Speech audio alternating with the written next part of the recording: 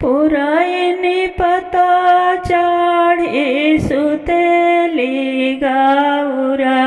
दे सपना देखली अद्भुत मोरंग दे सब जन एक बाजेला शिवजी के होखेला बिया पाव पड़ोसी ने तू मारी गोतीनी सपना के करना विचार मोरंग दे सब जन एक बाजेला शिवजी के होखेला बिया पहनन गौरा दे यारी से पियारी हो सवतिनी परिछि भालो ले मोहवा घरे जब देखली गौरा दे तो होई बहिना हमार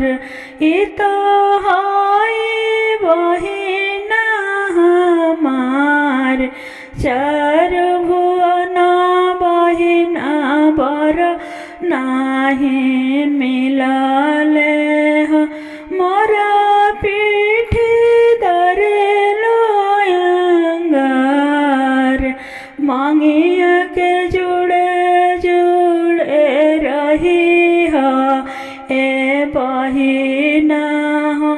कोखिया के रही हो बेहुंग कोखिया के रही हो बेहुंग सार पैसे बहिना गोबर पथी हो करी हार सय व्यवहार हमर लइकावा खेलई है बहिना हो शिवजी के से जानी जा किया महादेव चोरिनी से चटनी हो किया हम कोखी के बेहुंग किया